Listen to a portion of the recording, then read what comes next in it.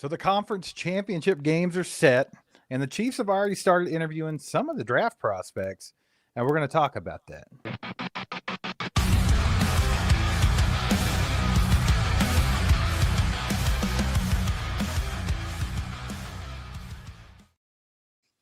How we doing, everybody? Hope everybody's doing good. Thanks for coming in here as Mike sips on his mug.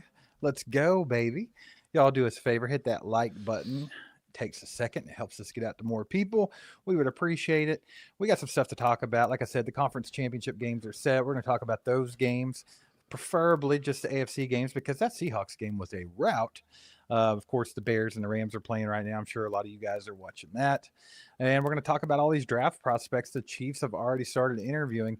But before we get to that, just want to shout out DraftKings for sponsoring tonight's live stream. The next great touchdown is coming, and you can bet on it. All Chiefed Up has teamed up with DraftKings Sportsbook, and just because the regular season has ended doesn't mean the excitement has to. Love the thrill of live betting? DraftKings has got you covered. Bet live on star player props and in-progress games right as they happen. New customers can even turn $5 into $300 if your bet wins, paid and bonus bets. So sign up using our promo code ACU, and again, new customers who bet $5 can turn that into $300 if your bet wins, paid out in bonus bets. With DraftKings, the crown is yours.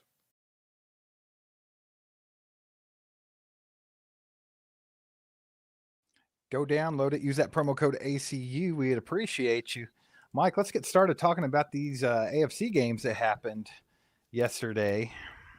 Well, and today, but yesterday was the main event, right? The Broncos and the Bills. Man, I would say as a Chiefs fan, it probably couldn't have gone hardly any better than it went, right? I feel like it was just a complete and utter shit show.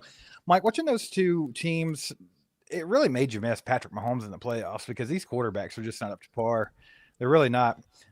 Josh Allen, of course, everyone thinks he's the greatest thing ever. Choked again in the playoffs, as we knew he would. The Broncos, they pulled it out at the end in overtime, but Bo Nix broke his ankle, and he's out for the season. So now they're going to roll with Jarrett Stidham going forward, so that's hilarious. But, yeah, it's just all around. I don't know. Like, you can't talk too much trash because, well, we couldn't even make it to the playoffs this year. But good Lord, man, what a game. Did you get to watch any of it? No, I didn't care. Honestly, I wanted both teams to lose. I don't think that was possible. But I felt like it kind of did. It's kind of what happened. I felt like it kind of did happen. It couldn't have been better, to be honest. You've seen Josh Allen choke per usual. He just can't do it. Drake May is going to get to a Super Bowl before Josh Allen. How funny is that? Ridiculous.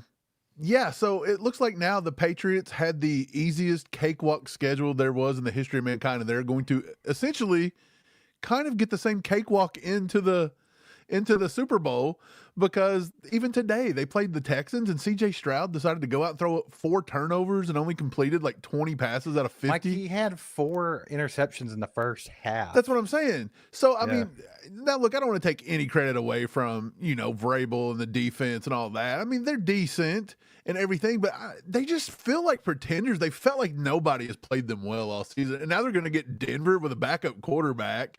It's so strange.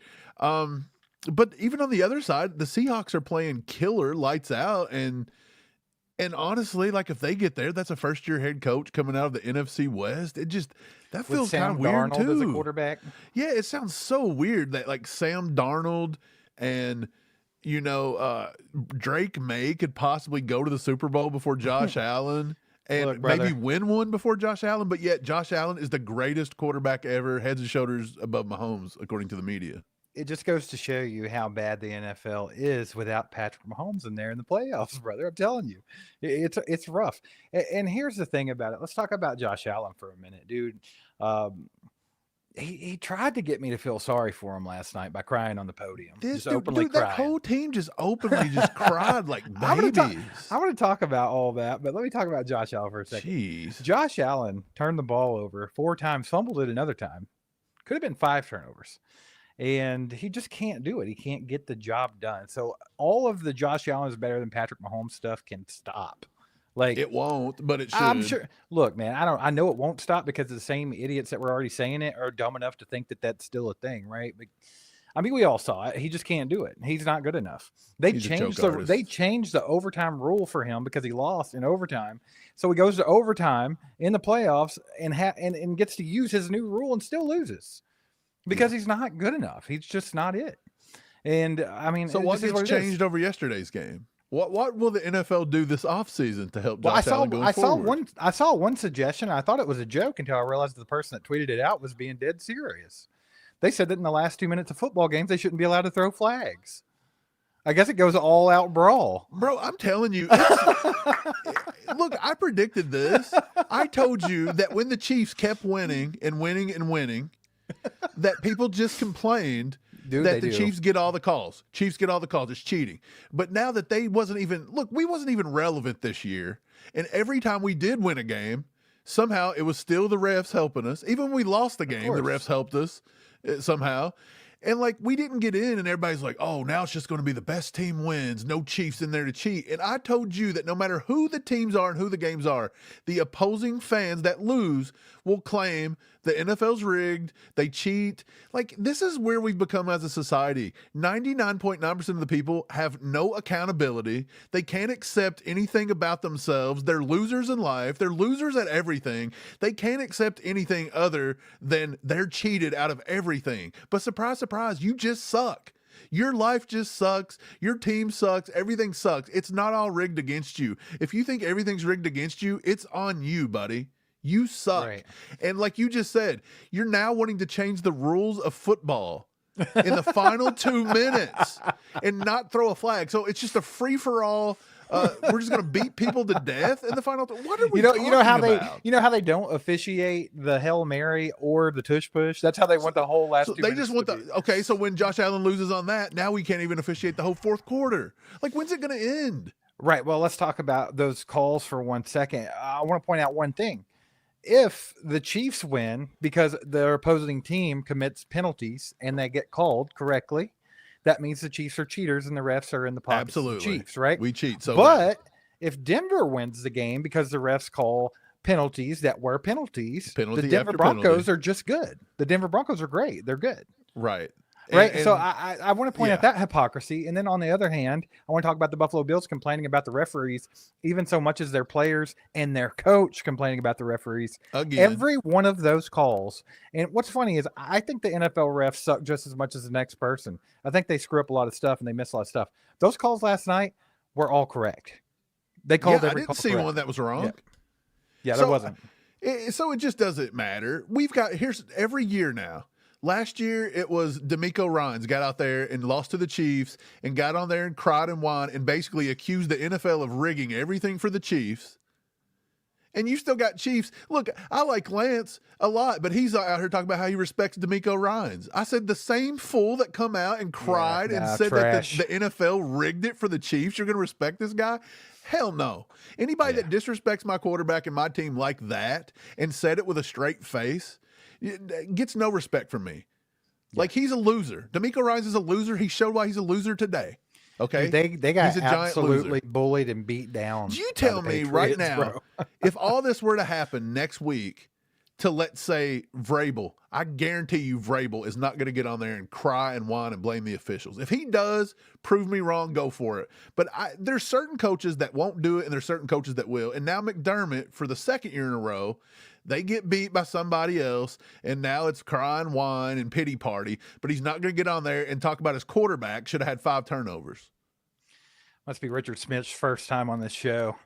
We're not coddling his ass, so he's going to leave. Bye, Richard. You didn't have to announce it. Just get your ass on. Just go nobody on cares. Somewhere. Nobody cares what you think about it, buddy. Go cry about it. Get you a pack of tissues with D'Amico Ryans or whatever, and y'all can soak up your tears. Use those tissues that you use to wank it in the basement and dry your tears with them, buddy. They're dual purpose. That's great, though. No, man. Richard's a loser. I've just learned that Richard is a loser. Mike, you offended him. I've offended the loser, man. Yeah, dude. God. He felt that. You hit a nerve. Sorry. But here's the thing with that game, like with the Broncos and the Bills, like a lot of people's like, oh, it was a classic. It was a great game and it was ruined by the referees. First of all, I want to talk about this. That was not a classic. Those two teams were not good. Like, they're really not. Like, No. Denver's defense was good, but I mean, to be honest, they didn't look great. And really, it was just like, who could screw up the most? I think they took a turn there where it was like 3 possessions in a row where Josh Allen and Bo Nix were trying to figure out who sucked worse. Like, they were just throwing the stupidest interceptions you've ever seen. Like, I tried to look. Yeah. I didn't even watch the game, so I just went back and watched highlights. It was hard for them to even put a highlight reel together. It was very, very boring to watch. It wasn't good. And then, of course, once it got down to the nitty gritty, and it, here's the thing with Josh Allen. You had a chance, I think, to win the game by going down and kicking a field goal, and he decides to throw a ridiculous 50-50 ball that gets intercepted.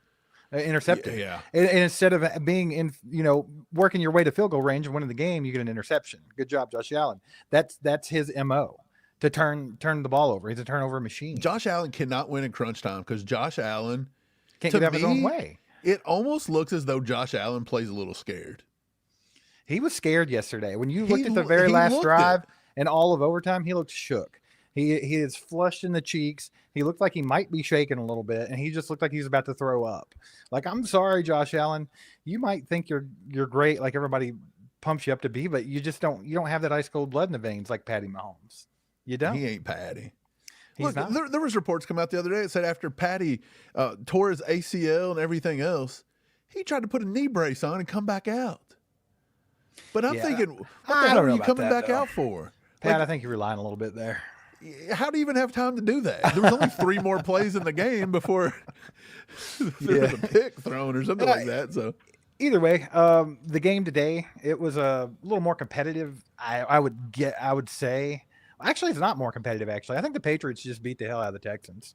Now, the Texans hung around. Walloped them. They hung around for a long time just because the Texans' defense is respectable. They're a very good defense.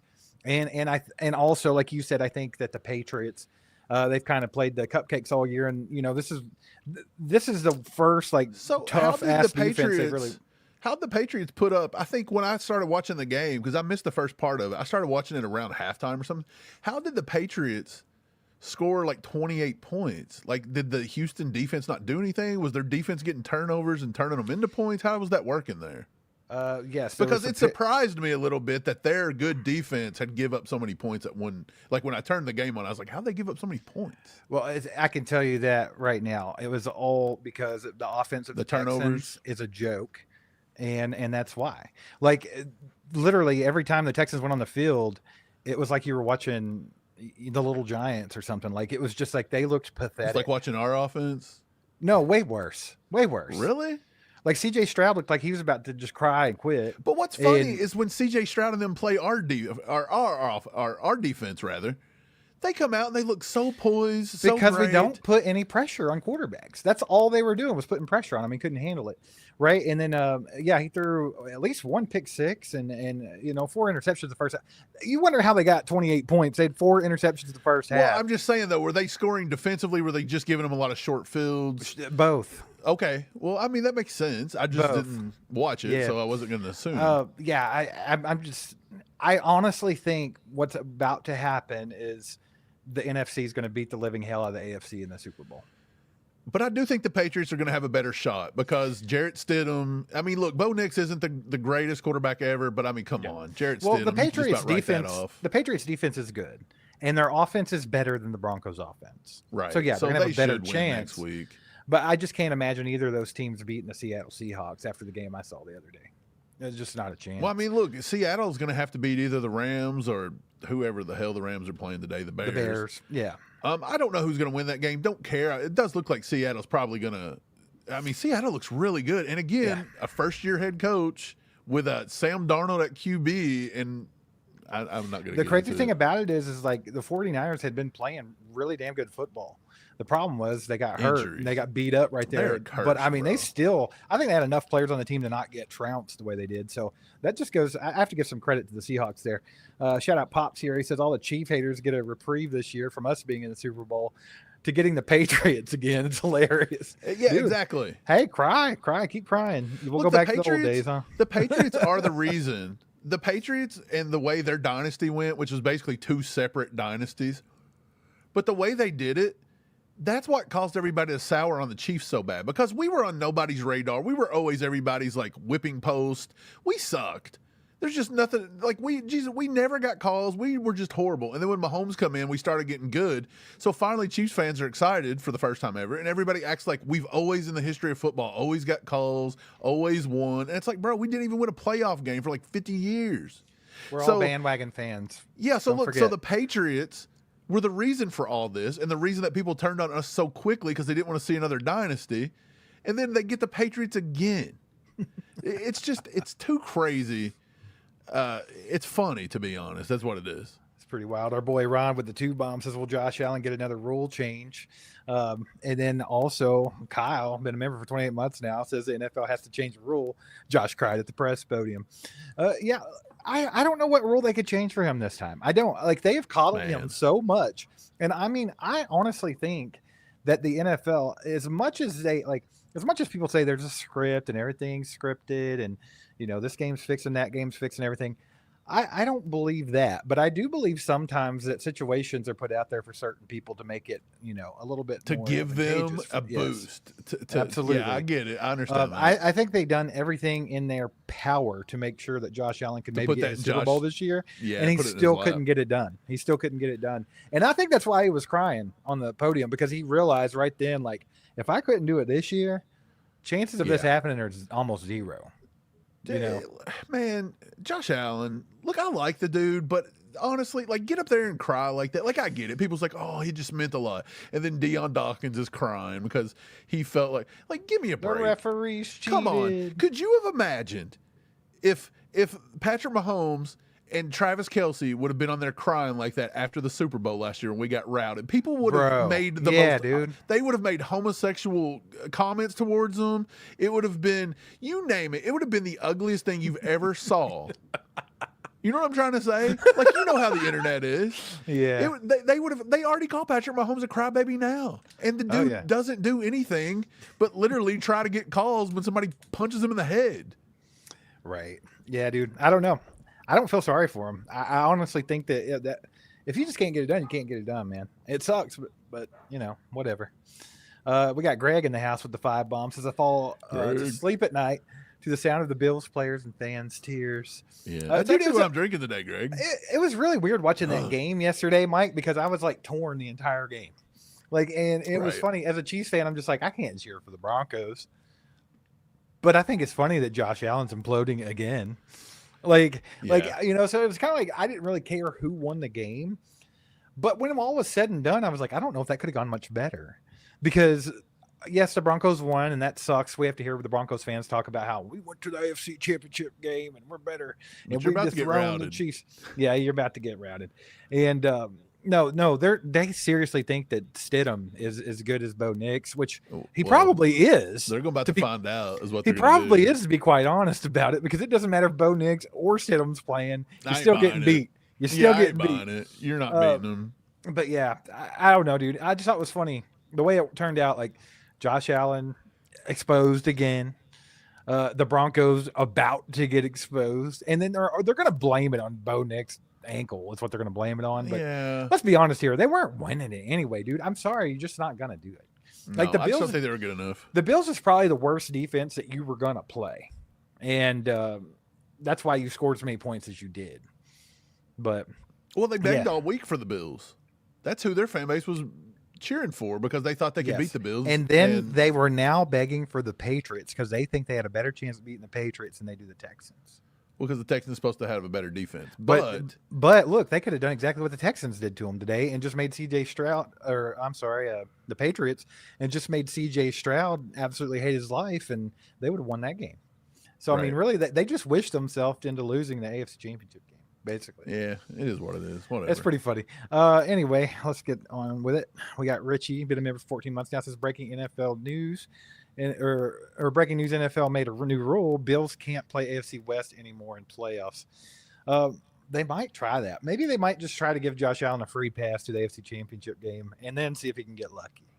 Well, I thought you were just going to say give him a free pass. I was like, yeah, that's called getting the 1 seed, which they can't do either. Right. Flapjack with the 5 bombs says Bills are the reasons the OT rule got changed, and they still couldn't pull that shit out. Ha ha. Allen, the new Jordan face. Man, that's my whole thing. Like you get coddled, you get coddled, you get coddled, you get your head inflated by all sports media and sports fans, and you just can't do it, man. I'm sorry. It's just I don't know what to say about it. Like I think Josh Allen's a bad quarterback? No. Do I think he's a good quarterback? I do. I think he's a good quarterback. Is he good enough to be in the same conversation with Patrick Mahomes? Not even no. close. Hell it's just no. not close. What are we even talking about here? He's when I have never to see beat Colin Mahomes Cowherd in the playoffs. When I have to see Colin Cowherd get on TV and be like, well, Josh Allen is way more talented than Patrick Mahomes. Like, it's so stupid. I hate him. It's like, I just shut up. Like, come on. I don't know how I feel about that impression. That's how he talks like that. I hate Colin Cowherd. He's an idiot, bro. They're all dumb. Have we not learned all sports media is just 99% ignorance? Speaking of, Richie says someone check on Cowherd. No, Cowherd's already flip-flopped. I think I already saw a quote from him that was like, this is why I said that Josh Allen can never be as good as Patrick Mahomes. Yeah, this dude plays like, both bro, sides of the fence. Yeah, get out of town. Just Mike, whatever gets more clicks that let's day. talk about the Chiefs a little bit. Let's put this into the Chiefs' perspective here. Have you learned anything about the AFC in general from these couple of games, and also why the Chiefs weren't successful this year? Because I think these games, as bad as these teams kind of look to me, the one thing that sticks out is they have strong defenses, right? And I think what I'm starting to figure out here is in the AFC, at least, defense has become the name of the game. Like, we've kind of done that little twist here, and there's no good offenses. And maybe, like, that's the thing. We've been talking about the Chiefs struggling on offense all season long and for 2 years, and they can't do anything. And it's like, I'm starting to watch these other teams. They can't do anything either. Their offenses suck. So I'm starting to wonder if it's not just like a defensive heavy thing now. And, obviously the Chiefs still are in the same boat. They have to figure out how to get the offense moving. But I don't think they're the only offense struggling, dude. Well, like, the defense, I don't think any of these teams look good. Right. Look, Patrick Mahomes, and I'll say Josh Allen too, and Joe Burrow, all these guys have had a little bit of a hand in getting all these AFC contenders, or if you want to be a contender, you had to shut these offensives down and these quarterbacks. So they were very big draft heavy on defense. I mean, just look at the Texans. They went out and spent money on Danielle Hunter. They traded back up to take Will Anderson after they just took somebody else right before him. So, dude, they're all going after these pass rushers. And if you look at the Chiefs, we have won. In the past year to 2, 3 years, we've won mainly because of defense. Our defenses have done it. Even look at I was looking at a chart this just 2 days ago. It was talking about what contributed to the Chiefs' wins this year when they won. Was it more offense or defense? And it was heavily swayed to the defense. The defense was the reason we were winning games this year. And like you said, all this too high, we've talked about this before, this too high cover 2 shell crap has infected the entire league. It's caused a lot of people to want to get rid of it. They're wanting to ban it, just like the tush push. They're tired of it. It's slowing down. It's not making for these high-scoring games. But football's it's turning it. It's going through a phase now where the defense is back on top. The Chiefs, that's why the Chiefs aren't really out of it, because our defense is pretty solid. We just got to pair that with a nice, solid running game. Patrick Mahomes has got to do what he keeps doing. And then we just got to have more pass rushers. That's the name of the game here. You know how you beat a 2 high cover shell? You know how you beat that? Give the ball to Kenneth Walker III and let him run all over the other team. Well, look, just run it down the throat.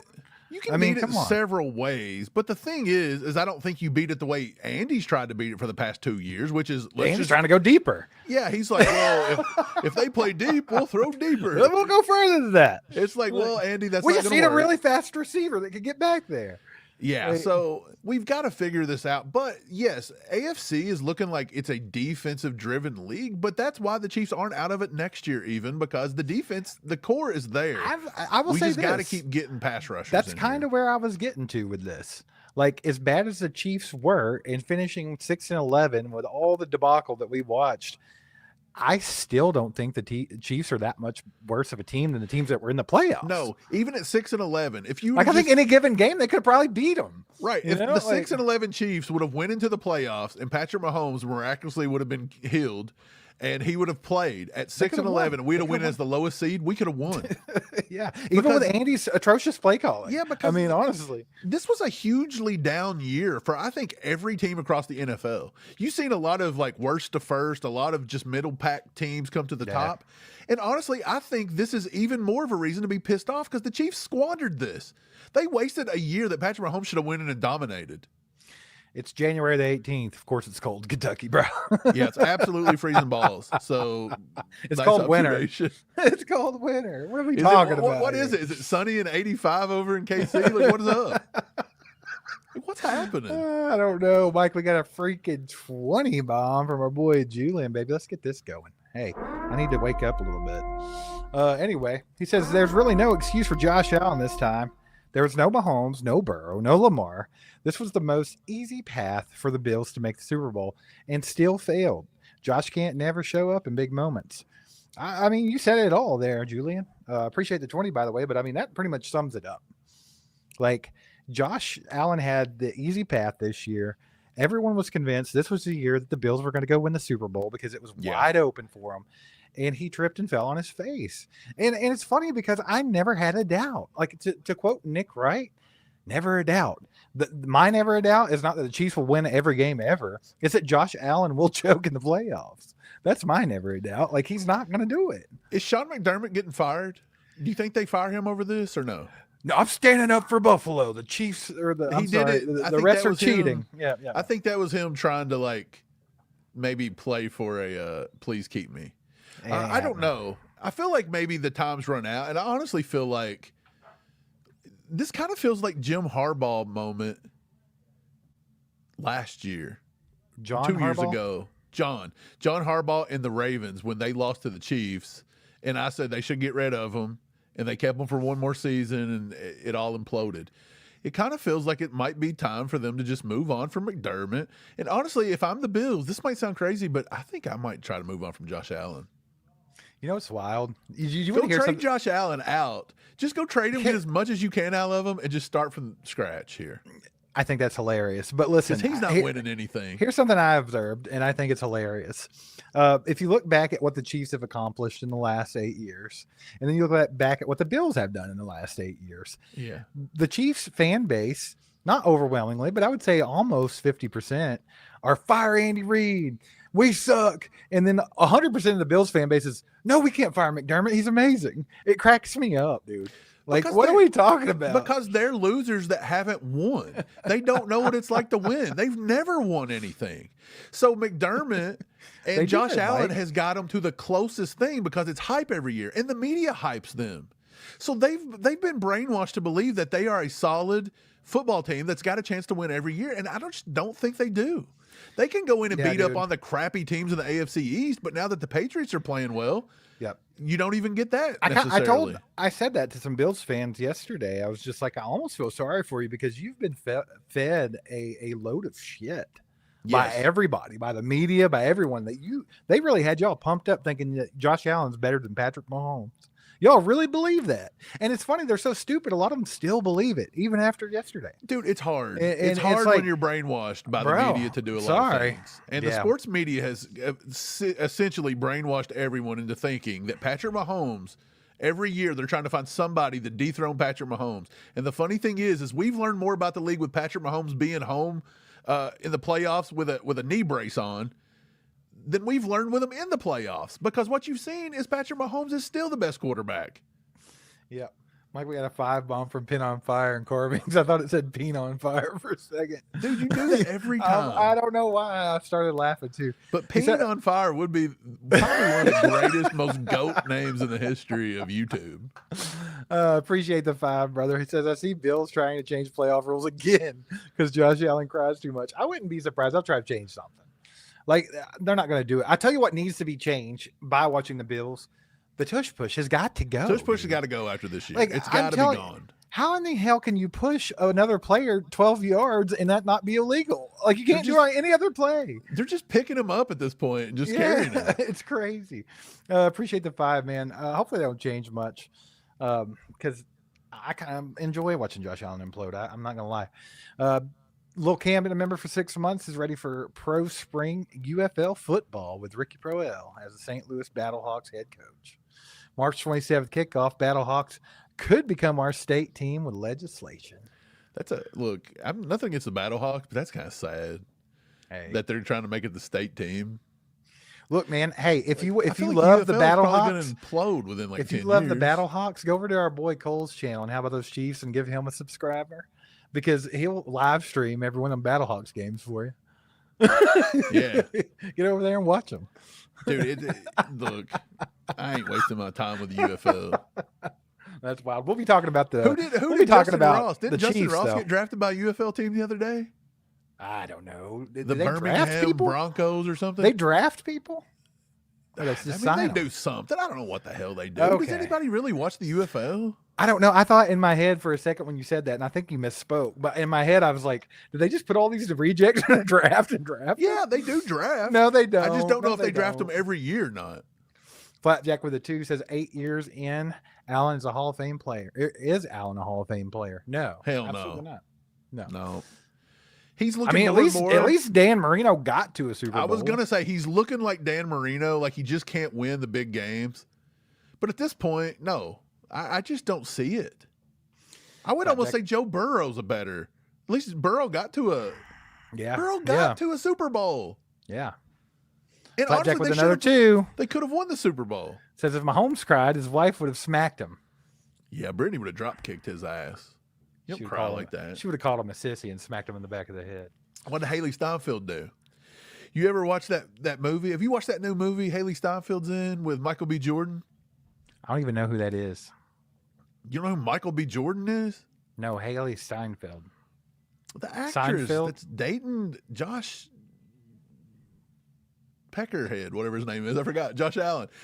Dude. I mean, I knew he was married to an actress or You something. got to watch the I didn't know. movie. Great movie. What movie? But it's a movie. I forget the name of it. I don't want to even tell you what it's about because if I tell you what it's about, it's going to ruin the movie. You said I said, what movie is it? And you said it's a movie. It's a movie. I don't know. Just go look it up. Just go look up Michael B. Jordan's new movie. Sinners? Sinners. Oh yeah, it was a complete Have you and watched total it? From Dusk Till Dawn ripoff. Yeah, I watched that. But it was good. I liked it. It was good for a cheap version so of look. From Dusk Till Dawn.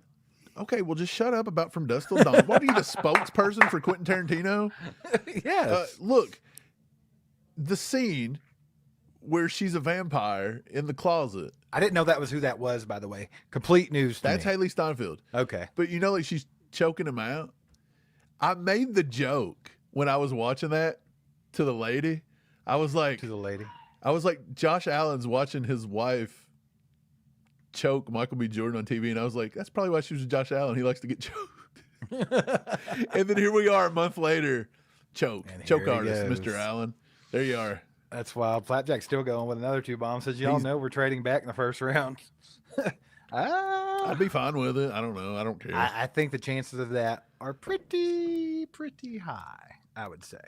I mean, If when you start looking at the draft capital we got, Yeah. it makes the most sense. I don't mind that. Mike Peter Ortiz, the legend himself in the house with a freaking 50 bomb. Let's go, Peter. Peter. He says it's amazing to see Knicks take the Broncos to the promised land. I said earlier in the year that I believe is a scary team in our division. It's unbelievable what teams are in the playoffs. I think KC took the year off to let someone else win. It almost seems that way. And that's kind of what I've been telling, like, Mike, I got bored one day at work and Would you troll people? I did. I spent an hour trolling Broncos fans, and I found like this Facebook group. It's called like AFC West Trash Talk, and it's so easy to troll them. They get butt hurt quick. It's awesome. Yeah. So I spent my time, about an hour. I was trying to make the time go by quicker, and I was like, "How can I do that? Let's go make fun of some Broncos fans." So literally, I was just making fun of Bo Nix, and then they would start crying, and then I'd put that GIF of that dude with the tissue. And they were getting so mad, bro. They were so upset. And I kept telling them, like, enjoy your year that the Chiefs took as, a vacation. Because they needed some rest and enjoy it, but we'll be back. and they can't handle it. They're like, Bo Nix is going to be the best quarterback of all time. Oh no, they think that totally that the Chiefs have fell off. We're never winning another game. And No, they're one never of losing them was another game. convinced that Patrick Mahomes was never going to play again. He said, "Well, at least Bo Nix is coming back from his ankle being broke. Patrick Mahomes will never play football again." It's like, what did he do? He get his You know leg what's tore funny? off? It's Like, not funny, but I bet you'll hear more about Bo Nix's shitty ankle for the next 5 years than you will about Patrick Mahomes' knee. Oh yeah. I mean, Bo Nix is already on AARP. He's so old. He's older than Mahomes at this point, isn't he? Dude, He's not far off. it amazes me that people really watch Bo Nix play and they're like, he's a GOAT. He's going to be the one. Like, what are you talking about? This dude running around with a flat top. Look, it's when not he- going to do anything. When he got drafted, I told you he would be a solid quarterback in the NFL that could get a team to the playoffs and win some playoff games if he went to the right situation. And I said the best situation was to go to With Sean Payton. Denver and Sean Yeah. Payton. So Do you remember when we had the argument was over spot which on. quarterback could get to the Super Bowl first between Bo Nix and Justin Yeah, Herbert? and Justin Herbert. And I mean, look, Herbert choked again, and I think Bo Nix had a shot, but it's See, mostly I on picked defense. I picked Bo Nix on the simple fact that he's a check down artist and he's just like a game manager type. And you really just smeared me into the ground about that. I did, because I still think that even Herbert chokes or whatever, but good Lord, he got pressured 47 times. He had Justin no offensive Herbert- line. Is a better quarterback. I think he is too. I think he's a better quarterback, but I don't think he's gonna. I feel like Bo Nix has a better chance at doing things than Herbert, though. I don't know. It's weird. I mean, if you put Herbert on the Broncos, are they better or worse?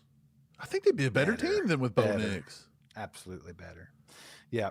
Hey, Peter, appreciate the 50, my man. That's freaking awesome. Y'all put some Yeah, appreciate you, legendaries brother. in the chat for Peter Ortiz. Let's freaking go.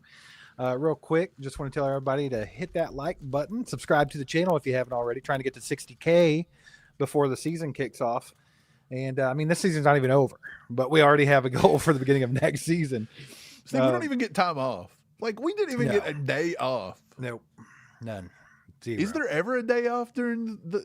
I think there might be like a week. We'll try to go out and do something, but the You know, content flows. Days off are for losers, I think.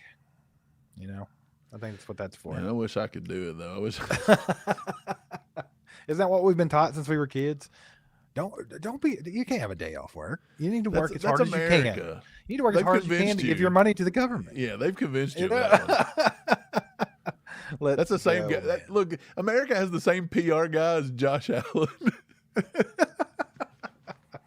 Let's go. Anyway, subscribe to the channel if you haven't already. The #1 independent Chiefs channel on YouTube. We're trying to grow to be as big as possible, just independently. It's just me and this dude right here, right there. You We pointed do this everything. way. I did. I started. Who's to, over there? Who's over? You show no me. one. Okay. Anyway, but yeah, we do everything, man, and it's awesome to have the fans here with us and helping us grow. It's really cool, real organic and awesome, and yeah, be a part of that. Anyway, if you want to support the channel, you can also become a member of the ACU crew. Join.allchiefedup.com or hit that join button at the top. Also, we have merchandise at merch.allchiefedup.com. You can get over there and get yourself some merchandise. You're going to look fly, and you're going to be able to support all Chiefed Up at the same time. So appreciate you guys. Real quick, want to shout out Zarda Barbecue. Get over to Zarda Barbecue, grab yourself some lunch, get some great food. Let them know All Chiefed Up sent you. They have a location in Lenexa and Blue Spring. So get over there. Let them know All Chiefed Up sent you and grab some food. Mike, let's get to these draft prospects that the Chiefs have started to interview. And before we do that, real quick, what is happening over there? Are I you don't know. kicking? Oh, or is the dog trying to attack you? Is it trying to get in the door? Maybe. I can't. I heard hear it some on cra- my I end. heard You're some probably crazy hearing it through stuff. the mic. Yeah, I you're probably thought hearing it through the you were mic. doing something, and I was like, "What are you doing, dude? It's the dog's trying to get you, bro." It I heard could you talking be. trash. But before we get to those draft prospects, Peen on Fire with the 5 bomb says when are they going to realize Patrick Mahomes is a GOAT? Plain and simple. The Bills fire their head coach, they can have Matt Nagy. Ooh. So real quick, before we get into these draft prospects, appreciate the 5, by the way. Yeah. But Matt Nagy's actually one of the 3 that could be going to the Titans. Yeah. They've got it narrowed down to 3. It's like Robert Saleh, Matt Nagy, and who's the other person? Can't remember. Man, I don't remember who. But it they was have either, it. They have it but down to 3. So Matt Nagy's in the Yeah. running there. So maybe Nagy could end up with Borgonzi in Nashville. It is down to 3. Out of those 3, which I can't think of the third guy off the top of my head. So let's just say he's out of the running. If it's Nagy and Robert Saleh, who are you taking? I mean, me personally, I don't think Robert Saleh is a very good coach, but Me either. But the way their team is built right now, I don't know. Nagy could help. The quarterback, the young quarterback. But I'm telling you, where they're sitting, they could maybe draft like Arvell Reese or something and have like a couple pass rushers there that Robert Saleh would love. Yep. So I don't know, man. Yep. Shout out Pin on Fire for donating. You're freaking awesome, brother. Now let's get over to these draft picks. Or draft prospects, should I say. Let's get those draft prospects. I'll let you run this thing, and let's talk about these guys. Okay, the first one we'll talk about is tight end Ethan Connor. He comes out of Troy. Look, it's a small school. This past year, he had 31 catches for 397 yards, 3 touchdowns. And the Chiefs spoke with him at the CGS, which is the College Gridiron Showcase. So the Chiefs are definitely, by looking at him, in my opinion, look, none of these guys that we're showing you are probably, they all come from the College Gridiron Showcase, or they all have come from the Hula Bowl. And these are guys that could potentially be drafted. They're probably more late round picks. You might have 1 or 2 of them that just pop off the page and go mid, day 3, early day 3, maybe late day 2. But these are mostly guys that are going to pan out to be late round draft picks, UDFAs. So Ethan Connor, Steve, it does show you that they're looking at maybe another tight end because, I had a guy tell me the other day, why do the Chiefs need to look at a tight end if Kelsey comes back? Because we have Noah Gray. They'd like to see what Brenningstool can do. They'd like to see, what Big Bob Tonyan can do. And I'm thinking, who is the other one? Jared Wiley? It's fine to want to see what these guys can do. But I honestly believe that I don't put any eggs in the UDFA Brenningstool basket because, again, we've yet to see him do anything on a professional football field. So you just can't say, hey, I won't draft talent because of Brenningstool sitting there. And then Big Bob Tonyan's in his 30s. He's got to be declining. And then I feel like Noah Gray's time here's passed, and they don't even look like they want to use Jared Wiley. So what out of any of those 4 make you think that we're solid at the tight end position? We're not. Not at all. I think they have to go out and get a tight end. But, I mean, this Ethan Connor dude, Mike, like you mentioned, a lot of these are late round guys or UDFAs probably. He's kind of the epitome of that. I think he's a projected 7th rounder to UDFA. Absolutely. But some people have him in like the top, 15 tight ends. Like he's not, which it would put him right at 7th round. But from what I know about this guy, he's more of just the receiving tight end, right? Like he can't block to save his life. He's a little too small, not as strong. Well, he's only what is he, like 238, 235 or somewhere in that range? Yeah, that's pretty much what I've read about him. He had 31 receptions for 397 yards and 3 touchdowns in his last year here with Troy. But I mean, the Chiefs are looking for a successor to Travis Kelce, right? This guy can't be that. I don't think he's that level of a tight end to be that. Now, he is that receiving first type guy, right? So that's similar, but I mean, I just don't. This one don't mean a whole lot to me. This one's almost like a Jake Brenningstool type thing where you might get him on the roster maybe or something. I don't know. I think I'm right there with you. Now, I think that what he did at Troy that fits with the Andy Reid scheme. Because he's versatile. He can move. He's a move-oriented back or tight end. He can play tight end. He could also be moved down to H-back. If Andy wants to get back more to that, I see him as maybe being a little bit more athletic version of maybe Noah Gray, honestly. Like, do you feel that way a little bit? I don't think he's on Noah Gray's level, brother. Well, I don't think Noah Gray is all that great either. Let's just be honest. No, but I think Noah Gray is definitely heads and shoulders above a prospect like this. But I'm just saying, this guy's got a lot of versatility like Noah Gray. They'll use Noah Gray sometimes out of the backfield. They'll use him in 2 and 3 tight end sets. Yeah, I could see it, something like that. But I think you're going to get more blocking out of Noah Gray than you would this cat. Now, here's the thing. I don't want to downplay it too much because you never know. You could get one of these guys in the 7th round or as UDFA, and they could come in and be amazing. Yeah. Uh, but just from what I know about the guy, just to me, there's nothing to be super excited about. I think if we go when we're talking about the tight end position for the Chiefs, we're looking for that successor to Travis Kelce, somebody that can be better than Noah Gray or what Jared Wiley has shown us so far. So I think you're looking to get like a top tier guy. So to me, when we're talking about Chiefs draft tight end, it's like Sadiq or bust. Like I don't know. That's just where I'm at with it. Yeah, we'll get to our tight ends and different things too. I posted a thing about Sadiq the other day, Kenyon Sadiq. He's declared he's coming out. Honestly, love Sadiq. He's one of my favorite ones I've watched. But yeah, I'm with you. Ethan Connor, it's a fun story about a guy from Troy, but he's not going to be anything that's going to move the needle. So let's move on. They also talked at the Hula Bowl. So again, these are going to be between the CGS and the Hula Bowl. They met with linebacker Jordan Crooks out of Arizona State, Steve. And I think Jordan Crooks now is a good player. In last season, he had 101 total tackles. He had 8 tackles for loss. He had 2 sacks, so he does show ability to get after the quarterback. He had an interception, and he had 2 passes defended. So he can actually get out there and play. I think that he aligns well with the Spags defense because he's versatile, he's aggressive, and he can actually generate pressure. And you don't have to take him off the field during running downs, in my opinion. I think that he's very much super aggressive, and he's a downhill attacking linebacker. He'll use his speed, his instincts. He beats blockers to the spot a lot in the run game. He had a 76.4 PFF run grade in 2024. That was second on the team, which means he can enforce the run. That's a very, very key component for linebackers in Spags' system. I think he's got versatility in the sub packages. I think he's 5'11", 220, so he's got really good size. I think he's a 3-down player. And then, again, I talked about the blitzing game. Spags blitzes, man. He's known for sending backers. He's known for sending safeties. Crooks had 2 sacks and 8 tackles for loss in 2025, so he is effective getting after the quarterback.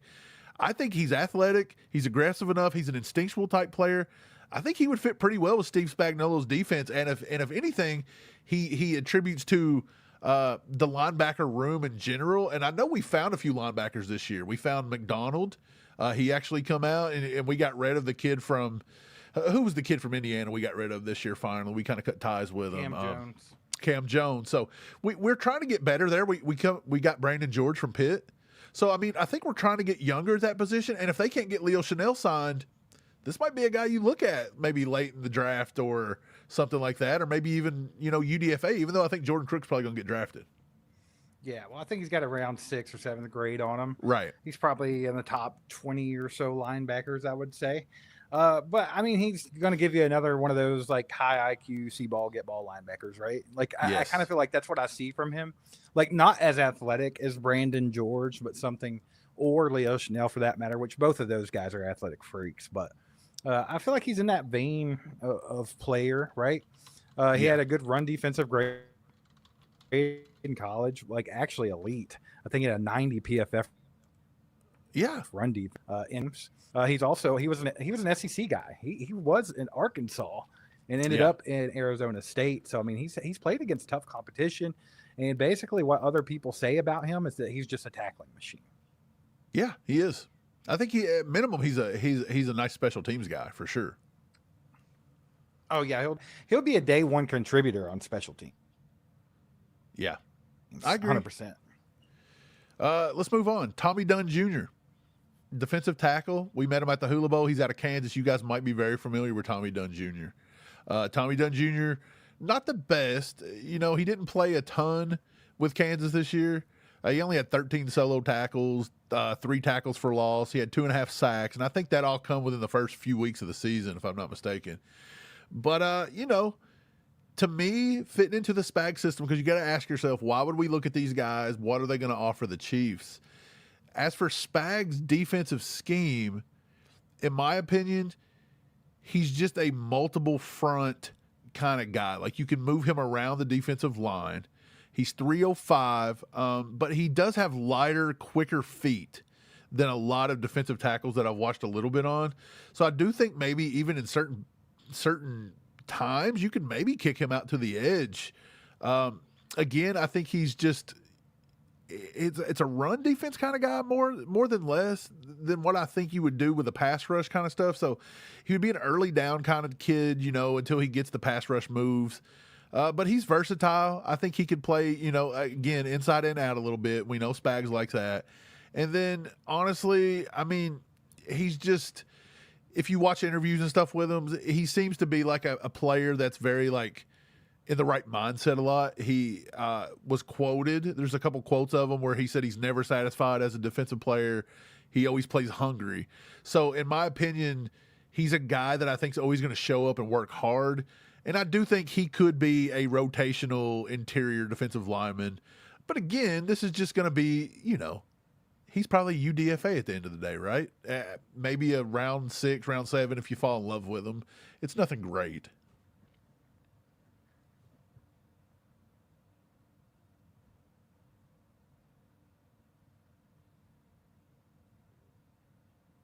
What's happening? Steve, are you froze? I guess Steve's froze up. I don't know. Steve, you good, buddy?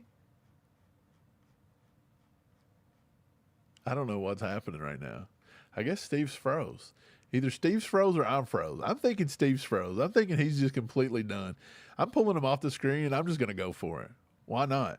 But, yeah, I do think that we'll wait for Steve to get back, but until then, we'll keep talking a little bit about Tommy Dunn Jr. Again, he is from Kansas. I think he's just a rotational player. That's all there is to it. That's all he's going to be. Let's move on to the next kind of guy they were looking at. Let's go to running back here. They're looking at a running back out of Pittsburgh, Desmond Reid. So Desmond Reid, in my opinion, I think he's too small to make a huge impact. I really do. I think he's too small to make the biggest impact that we would need in the run game. We're all with the Chiefs. We're trying to find ways to get, we're trying to find ways to get guys in here that can carry the workload, become, the it guy. And I just don't see Desmond Reid being it. In the 2025 season, he had 278 yards, 317 receiving yards. He had 5 total touchdowns because he also had a punt return. So he gives you third down, scat back kind of stuff. He can catch the ball in the backfield. He gives you special teams help. That's what it is. But other than that, I don't know how that actually translates into what we need right now. It just... To me, it's not what we need. We need a better running back. We need a day 1 guy, a day 2 guy, day 3 guy. We don't need another guy that's going to come in and not really do much. That's just my opinion. I just don't see him being anything much more than what we have right now on the roster with Brashard Smith. I really don't. I think Brashard Smith's probably, night and day better than this kid. So we'll move on from him. Until Steve gets back, we'll because I want to see what he thinks about some of these prospects. So until Steve gets back, we'll kind of we'll take questions from you guys and see what's going on. If anybody's got the score of the game, throw that in there for me. I haven't been able to watch the game or whatever. Let me see. We got a 2-bomb right now from Henry. Our boy Henry 2-bomb says, "What if we get Isaiah Likely in free agency?" I like Isaiah Likely in free agency. I think that is a very good pickup, in my opinion. Big-time fan of Isaiah Likely. Now, here's the thing. Isaiah Likely, when he had the toe on the line 2 years ago, first game, he said a lot of negative stuff about Kansas City. It almost made you think he just didn't like us. He didn't like our city, didn't like our team, didn't like much. So I would be kind of curious if he would ever consider coming here. But if that's not anything, and he would consider coming here, I do like Isaiah Likely. I had him as one of my top 10 tight ends, maybe even top 6 or 7. I can't really remember because that's been about 3 or 4 years ago. 4 years ago, maybe. But I actually liked Isaiah Likely. I think he's good enough. He's a good enough athlete. He can get open. I think he'd be a weapon for Mahomes. I actually like it. A lot of people want Kyle Pitts, and I get it. Kyle Pitts would be fun, but Kyle Pitts is going to be expensive. I don't know if Isaiah Likely would be that expensive. I'm not 100% sure what Isaiah Likely's market value is. Let me see if I can find that really quick. Yeah, I'm kind of curious. So they're saying he could be good night. Okay. Okay, so they're saying he could get anywhere between 13 and 19 million annually.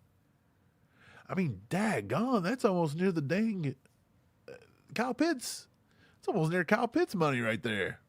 Okay, well, I didn't think he was going to go for that much, but it is what it is, I guess. I don't know. I kind of wonder. But, yeah, I think he's a decent player. I really do. I like Isaiah Likely.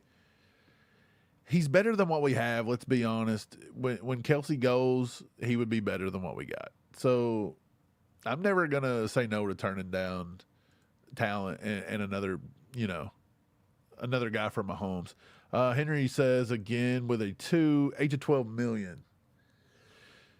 Yeah, that's what the market value is showing here, but they're saying 13 to 19. So I kind of wonder who's saying this 13 to 19. Let me see. Spot Rack? Maybe over the cap. Let me see. Let me click Spot Rack really quick. Let me click Spot Rack, see what their market value is. They're always just a little low. They're saying 9.1 million. So yeah, he could probably get to that 10 to 13 mark. That's wild to think about, but they did have him as the 15th ranked tight end in market value.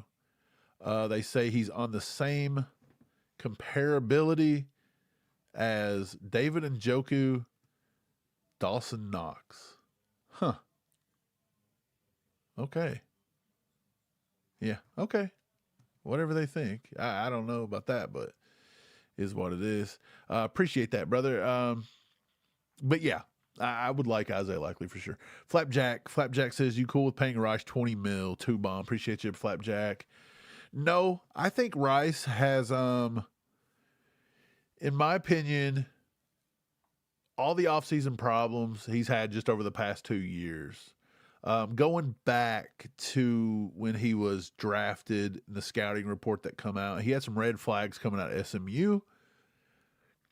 I honestly, at this point, whether this new one, anything comes to fruition or not, I just cannot see myself giving this guy a big long-term contract and taking a gamble on him.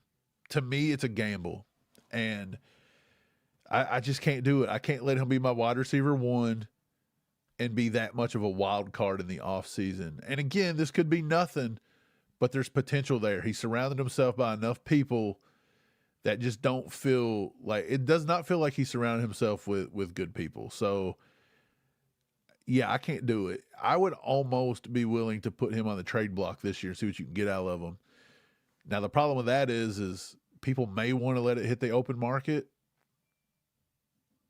or maybe they don't. Maybe I just don't know what you could even get out of him at this point. I think he's a wild card for a lot of teams. So yeah, we'd have to see. He's a big time. He's a gamble. So I don't know. I don't think I could give him 20 million per year. I don't think I could give him like a 4 or 5 year, 100 mil with 65, 75 million guaranteed. I just couldn't do it.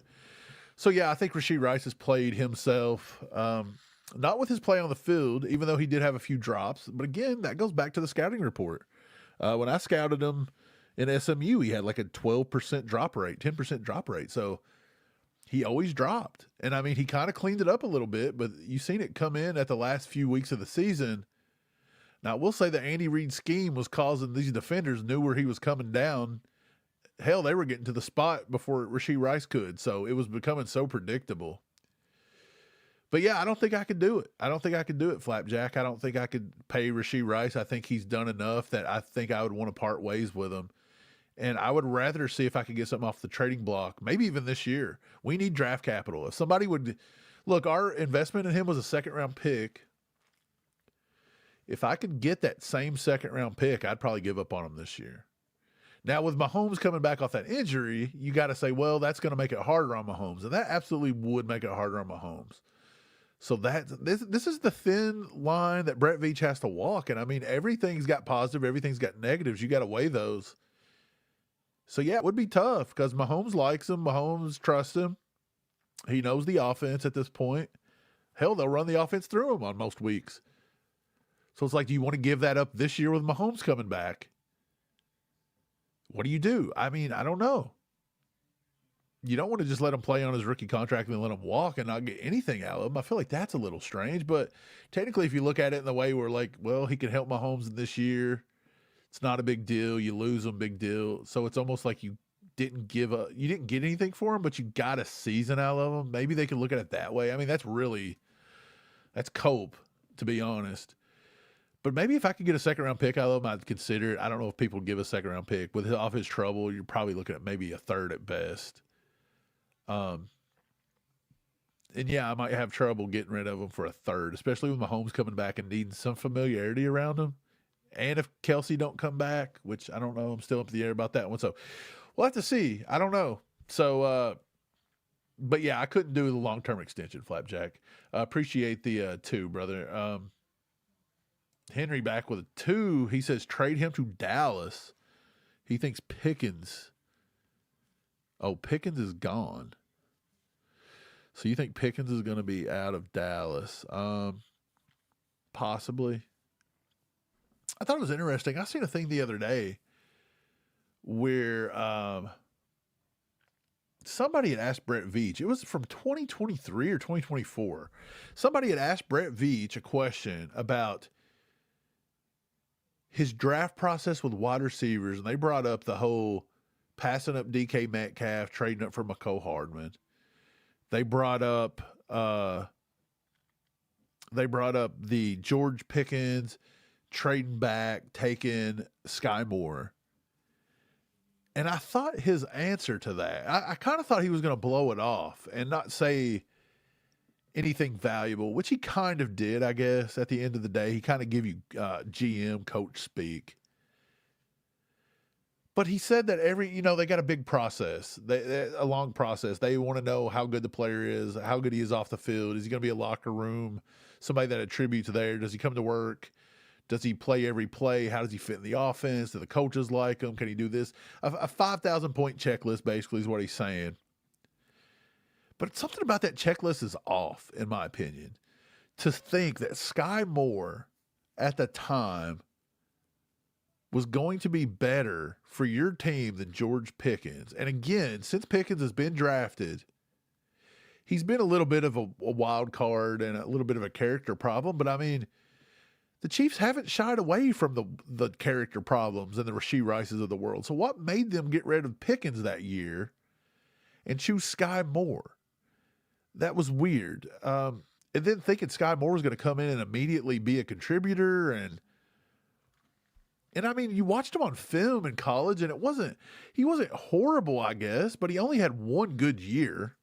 He only had that one good year at Central Michigan, so there wasn't a lot of, like, substance. I like to look for at least 2 years on a player to see what they are. So I just thought it was weird. And that leads me up to just this modern stuff. They wanted Xavier Worthy over, like, say, Ladd McConkey. There's just certain things they don't look for, and I think they look for athleticism and speed more than they look for anything else, sadly to their detriment. Like, they don't seem to look for very good technical route runners. It's weird, and it leads me to believe, because I think that because of the Rashee Rice thing, and I'll take this off the screen really quick, because of the Rashee Rice thing, maybe you could trade him to Dallas, but whether you trade him or not, I think you're going to have a situation where you're going to have to draft a guy, and you may have to draft a guy early. If we're sitting there at number 9 and Reuben Bain's off the board and David Bailey's off the board, and we could argue over whether they'd take them or not. But there may be a situation where you might have to take a Mekhi Lemon or a Carnell Tate or whoever, and I don't know if that goes over well. Steve, I see that you're back. What the hell happened? I was talking to you for like 5 minutes. You were just sitting here like this. Yeah, I don't know, dude. I just went on vacation like the Chiefs did, you know? You did? I didn't know if it was my side freezing or your side freezing, so I probably just sat there for like 5 minutes wondering what was happening. I'm still not really sure what happened, but I had to go to the gulag and fight my way back out. That's why it took me so long to get back. Did you? You had to Call of Duty it to get back in there? Yeah, I was put into the pit. I had to fight my way out, man. You know? You did. Well, I stopped reviewing players because I kind of want to get your idea on them. But Tommy Dunn is where we broke off, the defensive tackle. Mm-hmm. This kid is going to be nothing more than a rotational defensive tackle. in my opinion. He's only 305. So, I mean, he's got the frame. He could stop the run. It looks like to me he's got some versatility to play inside and outside, to be honest. But he just didn't put up a lot of numbers at Kansas. He only put up 13 pressures. Like, what do you see out of Tommy Dunn? Do you think he's just a UDFA kind of whatever, or he comes in, makes a splash? I mean, I don't think he's better than the kid we got from Penn State last year. Keziah Zard, I don't think he's better than him by any means. Yeah, no, I don't think so. I'm kind of with you. I think he's probably like a late round or maybe even UDFA guy. He didn't impress me in what I did see, but I've seen limited tape. The things I've read about him, it said he is decently versatile, like on the defensive line there. Yeah. And I just don't. I mean, honestly, I don't really know a whole lot about the guy other than, he's a little bit versatile on the line. His first step isn't all that quick from what I was reading. I don't think he's going to get you much pressure on a QB if that's what you're looking for. I don't think he's going to come in there and just get up beside Chris Jones and go crazy. So being 305 and a chess piece, you can move up and down. You're just wanting like a run stopping guy, but you're only looking at 305. To me, I just feel like that's just not, I don't know. Sometimes I just feel like this is what I was talking about while you were gone. Sometimes I feel like Brett Veach and them just overthink themselves into oblivion in draft time. Yeah, I think they do too, to be quite honest about it. Because, I mean, sometimes it's like the obvious picks. They just they get a lot of good picks. Don't get me wrong. They hit a lot, but it seems like their misses are always like just big whiffs. It's not like guys that are come in and give it a shot. They either hit or they whiff it. Yeah. I mean, he's a high motor guy, right? Yeah. It's funny because like some things, like I said, I was reading about him and some people talked about him not having a good first step, but then I'd read something else about him and they'd say that he had really good get off speed. So it's like, I need to watch more tape on the guy to see. Yeah. It's weird reading about a player because you're going by somebody else's opinion, right? So I need to watch more tape on him. I know he was somewhat of a leader there on the Jayhawks as far as their defensive front goes. And I actually, you said UDFA, I've seen it projected around on him could potentially get up to 5th or 6th round. So maybe I need to watch his tape. Maybe I might like him more than I think. Whoever wrote the piece that I read might not have been a big Tommy Dunn fan.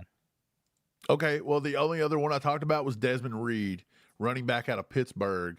Again, I was saying this guy's too small, in my opinion. He's tiny. He's too small. He's a scat back only. We've got that in Brashard Smith. And they were saying that's exactly what he is, right? And they were saying Brashard Smith was too little. Like, he didn't get to play because he was too little. He had to get an NFL body at 205, and this kid's like 180. Right. So what you're going to hear about with Desmond Reid, you're going to hear those key words that you're used to hearing when you're hearing about Chiefs draft prospects. You're going to hear Swiss Army knife. You're going to hear ultimate Andy Reid running back. You're going to hear Jarrett McKinnon. Like, that's the kind of stuff you're going to hear. I think he's to go one ear, not the other here. It does. He's about a 4th round draft pick at best, but that's also what I said about Brashard Smith, and he ended up going in the 7th. Very similar back to him. I'm kind of over the tiny running back thing, man. He catches the ball well out of the backfield, but look, we're trying to go out here and get a playmaker, an elite running back that can make a difference. And Desmond Reid isn't that. He's not Breece Hall. He's not Jeremiah Love by any means. So why waste the time on him? I don't see the point. This has to be an interview in case he falls to a UDFA. Do you want to come in and maybe be on a practice squad just in case maybe Brashard Smith don't pan out or Brashard Smith gets injured? Like maybe something like that. I mean, I didn't think they used Brashard Smith enough to feel like they needed a backup plan for him. So, I mean, I don't know. Yeah, no shit. Yeah, I don't know. Not sure what their way of thinking is on that. I think it's just more of the same, right? I think you're going to still see those same tendencies because you got most of the same scouts. You got the same coaching staff and everything for the most part. So I think you're going to still see those like weird tendencies to go towards the the undersized, fast running back that can catch the ball in the backfield. Absolutely. Right along with every other position. I'm sure we'll see them interview a bunch of bookend defensive ends. Right. So look, there's about 13 of these.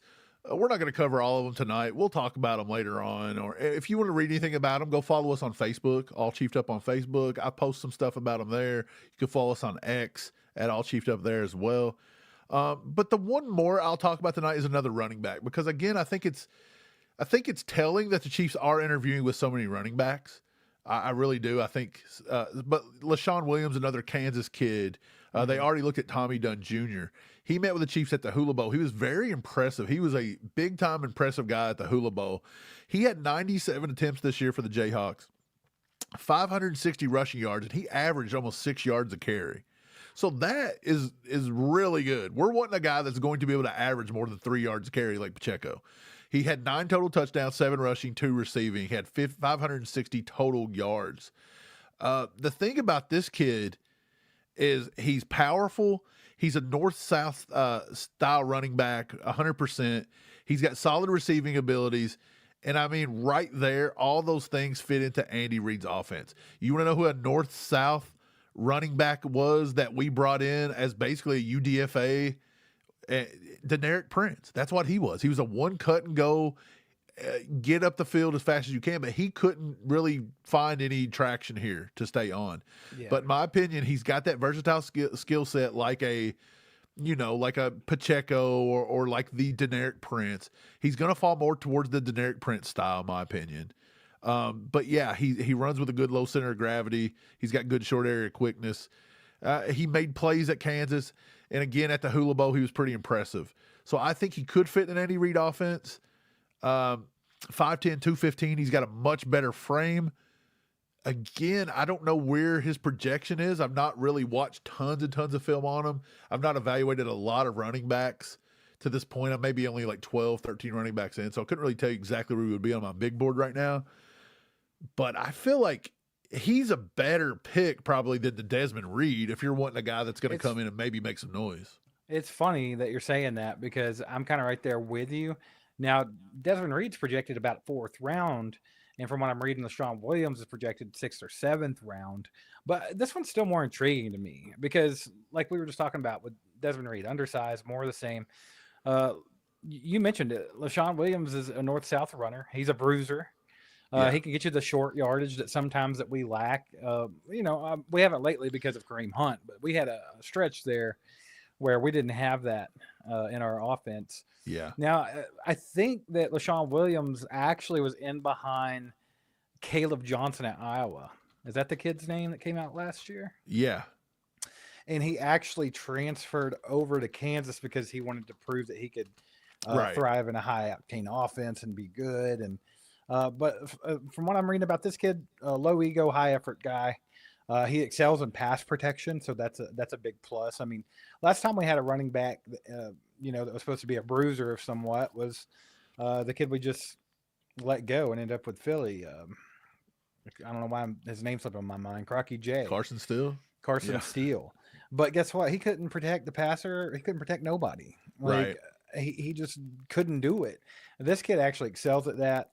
Gets a lot of props for his pass protection. So I think maybe they might want to lean this route. That way they could kind of have that guy.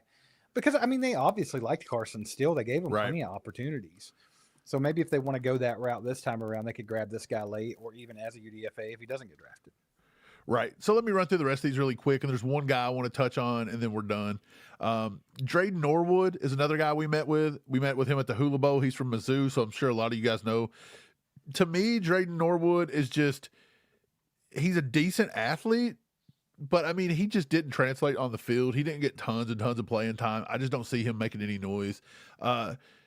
We had DeCarlos Nicholson, met with him at the Hula Bowl. He's a corner out of USC, kind of in the same boat. These are just athletic corners, which the Chiefs do look for these guys late in drafts, UDFAs. They like that. The last corner, so they're looking at corners all across the board. Yeah, Caleb Anderson, another guy. Yeah, Caleb Anderson. They've seen him at the College Gridiron Showcase out of Michigan. He didn't do a lot at Michigan this year. These are guys that were kind of buried on the depth chart. They kind of went to these small little, all-star games to try to get some some publicity. The Chiefs are just reviewing them. They've all got the athleticism. This guy to me is built kind of like Josh Williams. And then you've seen what Josh Williams got to do in our offense.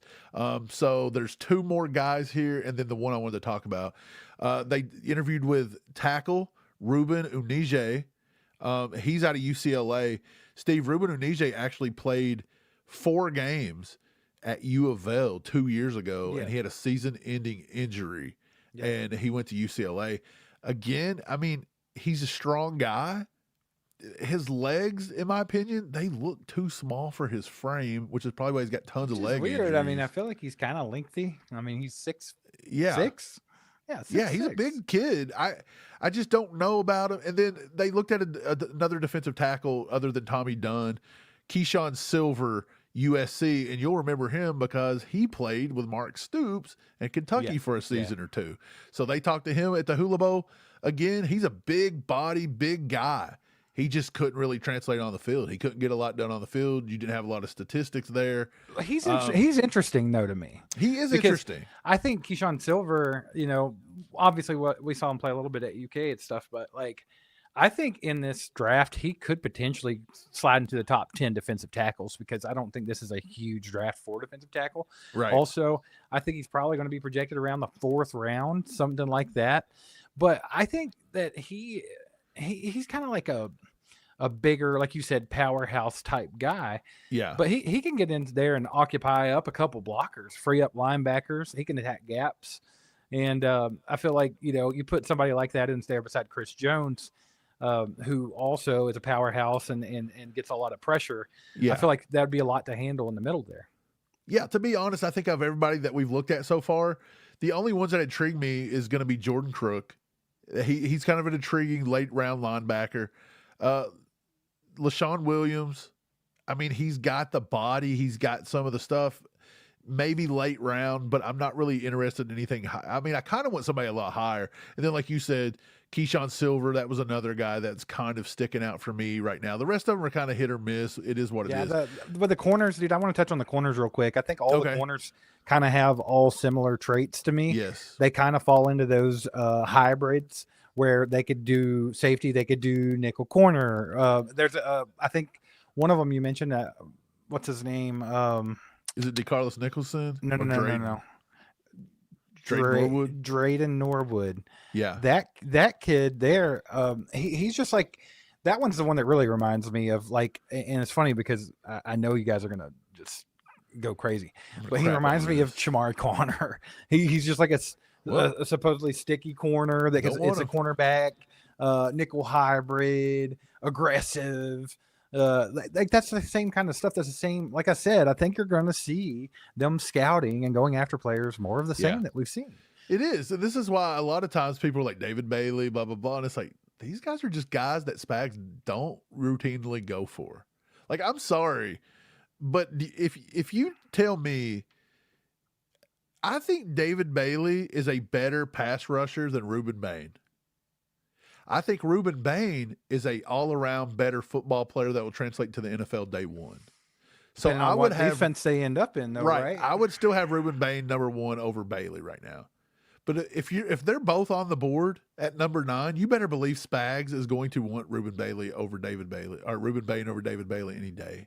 Yeah. That's just the way it's going to be with Spags as your defensive coordinator. He does not like those lanky, skinny skinny pass rushers that don't put their hands in the dirt and can't set the edge. I'm not saying David Bailey can't set the edge, but he's nowhere near setting the edge like Reuben Bain. He's going to get washed out in a run game. Okay, so the last one I wanted to talk about was Camden Brown. This kid actually excited me a little bit when I heard about him being interviewed at the Hula Bowl. He led the FBS, Steve, with 14 receiving touchdowns this year. He is 6 foot 205, or 6'2", 205, I believe is how big he is, or 6 foot 6'2", 200, somewhere around 200, 205. He's going to be able to play the X, in my opinion. He had 65 catches, which was a school record, almost 1,100 receiving yards at Georgia Southern. This kid right here can stretch the field. He's got decent hands, and I think he would fit into this offense as like the MVS style player. We have missed a true guy, a true X, kind of like MVS. Not saying MVS was great, but MVS helped our offense move because he could stretch the field and he was a little bit of size. And if he could have caught a ball better than what he did, Patrick Mahomes would hit him constantly deep down the field. He would have been Tyquan Thornton. Right, and it was just a 50-50 ball, and he was dropping them all the time. But this dude, he can win on the outside. He can run routes inside and outside. He's explosive after the catch, or he's explosive per catch, 16.6 yards per reception. That was his average in 2025. So he can generate big plays. I think the big thing is Andy Reid and trying to learn this quote-unquote complex offense. Is he ever going to give a guy that because you probably would get Camden Brown. He's not a top 2-3 round pick in my opinion, but he kind of gives me the vibes of like a Ron Flournoy that kind of come from a small school.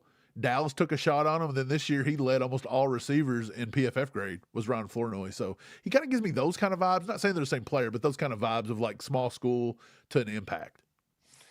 Yeah, so he's projected like 6th round to UDFA, but his performance at the Hula Bowl, which you're talking about, was kind of a turning point for him. He's actually rising big time in draft stock. He was noted for making multiple highlight reel catches and proving he could win against power 4 defensive backs. So a lot of people are starting to see that he's a valuable asset for the Chiefs. How he would fit in for the Chiefs, I mean, I think it could be a red zone weapon for the Chiefs, right? I mean, he had a score record 14 touchdowns in 2025, right? I think he kind of gives you the same as like the Justin Watson kind of stuff. I think he kind of gives you MVS a little bit, right? Sort of, but I feel like there's more physicality than MVS. I almost feel like that he could go and he's 6'3", 200, I think. Like, I feel like he could be a big slot receiver if you wanted to use him that way. He could be a power slot for sure, I guess.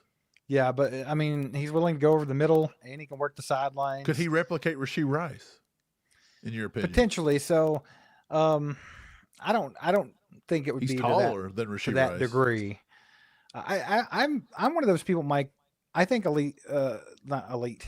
I think Rashee Rice has elite ability with the ball in his hands as far as the receiver goes. I don't think there's a whole lot of the guys in the league that can do what Rashee Rice does with the football in his hands as far as being a receiver. And I really think that, you know, if he could stay out of trouble and not be such a wild card, like that's something you want to hang on to in our offense. I don't think this guy hits that level. Now, he could be kind of a Rashee Rice or like a Sky Moore type way of thinking where it's like, oh, we can go get that name. No, but it's like the way of thinking as far as the scouts and, you know, everything like, oh, small school, but he's really good. We could probably get him a little bit later and bring him in here and he could contribute. Even though Rashee Rice and Sky Moore are both 2nd round picks, but they don't shy away from small school guys. So, I mean, I don't think Georgia Southern's going to scare them. For sure. Now he did he play for Auburn too? Or am I crazy? Before he transferred, I'm not for sure. Yeah, I'm not for sure on that. I have to look that up, but I mean, yeah, I think he's fun. He's interesting. I think he'd be a cool power slot. He was one of the more interesting ones we've looked at. And then there was a few more. There was a kid named Duce. I forget his name. Duce Chestnut. He played corner, some safety out of Syracuse. He wasn't bad. And then there was another kid from Alabama State that played offensive line. So, yeah, that's about the extent of it, what they've looked at right now. We're still going to have a lot of, Senior Bowls coming up here in probably like a week. We're going to get some Senior Bowl stuff. And before we get to Henry's question here, because, well, I'll just go ahead and get to it because he just made a statement. Two Bomb, appreciate you, Henry. He says Jonah Coleman is the real deal. Jonah Coleman, running back out of Washington. I love Jonah Coleman. He is one of my favorite running backs I watched. He is a physical, fast, like he can get up to speed quick. He's explosive. He's a bowling ball. He's like a more explosive, fast, like built. I don't even know how to explain it. Like he's built kind of like a Clyde Edwards-Helaire, like that little bowling ball type. But this dude's so much more like agile looking on film and just, I like Jonah Coleman. I like him. I think he'd probably be maybe a 2nd round pick. That's probably what I'd put him at. So, yeah, I like Jonah Coleman. Steve, I don't know if you've got to watch a lot of running back shit. Have you? No. Have you? I was also in the gulag for a while. Did you get all these super chats and everything? I want to make sure everybody got. Yeah, I'm pretty sure I got them all. Okay, cool. You left off on Peeing on Fire, and then well, let's let you answer. Since Henry's been throwing out some super chats, let me get this one. Get your perspective on this. What about Isaiah Likely in free agency? Do you like that? That'd be fantastic. I was always a fan of Isaiah Likely coming out of the Right. draft. Coastal Carolina, I think it was. Pops was huge on Isaiah Likely. I think he would fit in our offense. I think he would give us that Patrick Mahomes, Travis Kelce type connection. I think maybe he could find that with him and be a successor to Travis Kelce because he's very he's a big receiver, right? And I think it'd be fun, but I don't think we'll be able to get him. I don't think he's going to go anywhere. I think they're going to try to keep him. So you didn't get to hear what his projected cap number was or his salary. They're projecting him to be between 10 and 13 million, all the way up to 18 million per year. Like, would you pay that for him? What was Kyle Pitts? Do you remember what Kyle Pitts was? 15 plus. So, I mean, they're thinking that he could get near Kyle Pitts? Wild. Yeah, but I mean, like Isaiah Likely's proved himself, dude. Yeah. He's proved himself. I like Likely, and then I didn't get your opinion on this one. Are you cool with paying Rice $20 million a year? Like, what do you think? I don't know if you heard what I said, but I'll let you talk. Man, that's tough.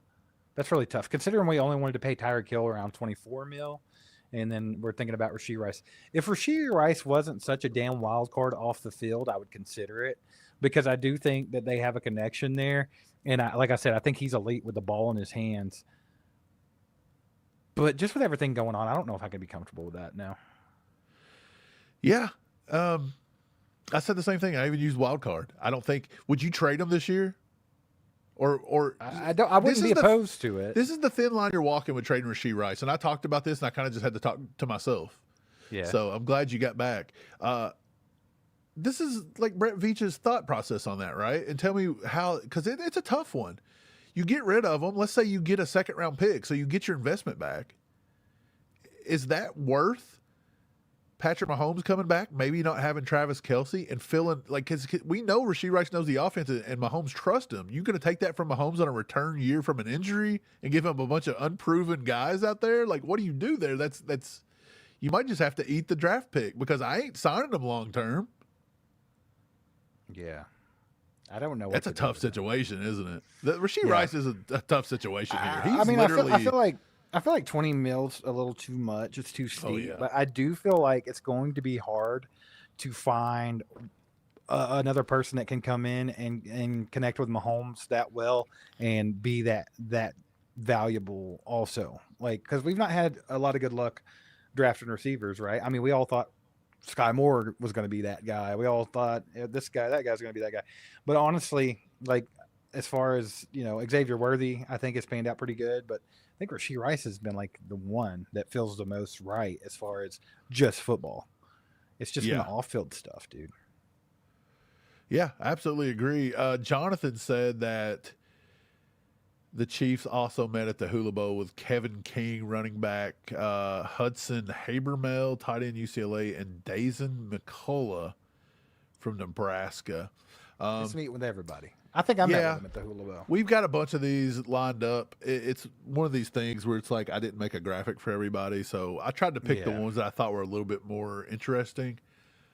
But yeah, man, it's wild. I've been talking to a guy that works with the Green Bay Packers, and he gets a lot of inside info to some of these like college games. So he said he's going to try to get all chiefed up and stuff, some information coming out of the Senior Bowl here next week on who they're meeting with down at the Senior Bowl. So, well, I hope he comes through because he's got some connections down there somehow. I have no idea, but I'm working that angle. But we'll see, man. Yep, you do that. Guys, appreciate y'all being here tonight. Thanks for all the donos. Do us a favor, hit that like button on the way out if you haven't already, and we'll catch you next time. Go Chiefs. Get wild.